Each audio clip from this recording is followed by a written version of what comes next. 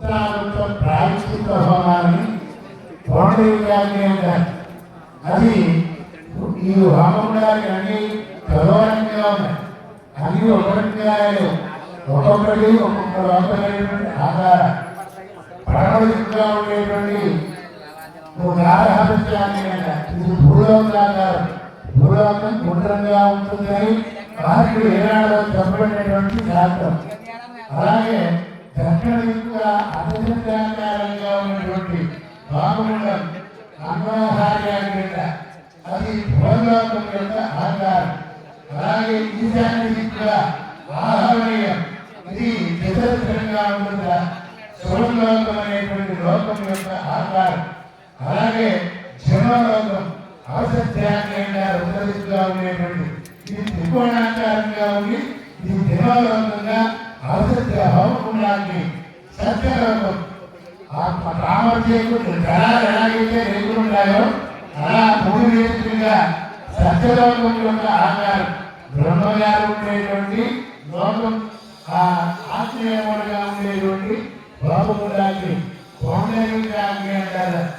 సత్యలోకంలో ఆయన దగ్గర నిత్యోహం చేసుకునేటువంటి బ్రహ్మగారి దగ్గర ఉండేటువంటి హోమకుండాన్ని మేము తెలిసి అనేకమైనటువంటి లోపాలు చేస్తూ ఉంటాం.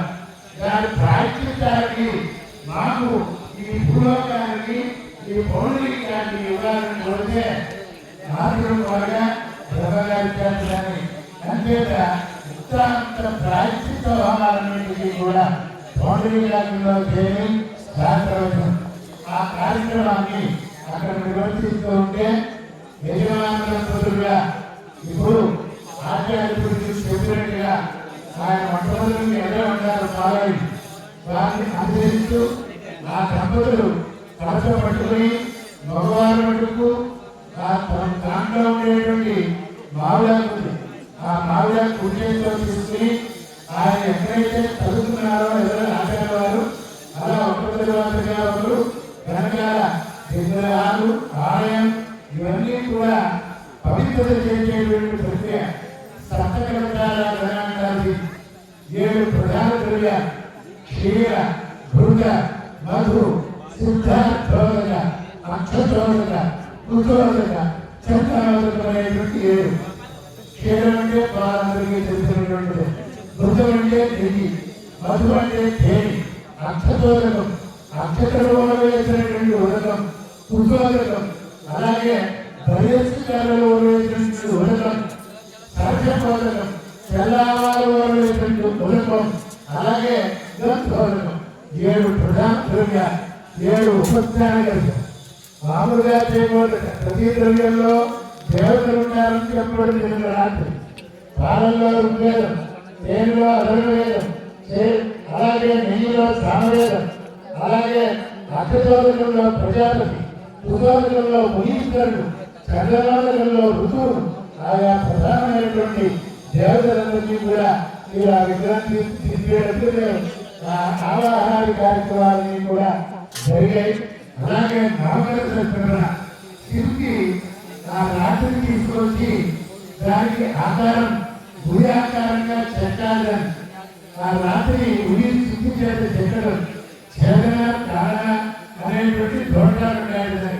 ఆ దోషం కాబట్టి వైకుంఠలోకం సాక్షాత్తు ఆ వైకుంఠలోకాన్ని ఆవాహన చేసేటువంటి అర్హత ఆ ఆలయానికి రావాలి అంటే నవగ్రహ వేదం, యజుర్వేదం, సామవేదం, అరణవేదం, ఏకాక్షర సూత్రం, ఆప సూత్రం, పితృ సూత్రం, వైద్యమంత్రముల చేత అభినందించబడినటువంటి ఉదకాన్ని, అలాగే ఈ సప్తకల్ప ఉదకాన్ని యజమానులు ఆచార్యుడు వేద మంత్రముల చేత మంగళవాయిద్యముల చేత ఆచార్యులు ఎక్కడ జరుగుతున్నారో అక్కడ దంపతీయులుగా వెనకాల ఎర్ర మగారు వెనకాల ఆడవారు అలా ఒకరిగా ఒకరు ఒక క్రమ పద్ధతిలో ఆయన కూడా వెళ్ళి ఆ కార్యక్రమాన్ని నిర్వర్తించడానికి అనంతరం మనం తీసుకొచ్చినటువంటి ఏ పంచాంగాలు అయితే ఉన్నాయో ఆ పంచాంగాల ఆచార్య గారు చెప్తారు. ఒక్కొక్కరు స్వామి ఈ పంచాంగ కార్యక్రమాలు జరుగుతాయి. జై శ్రీరామ్.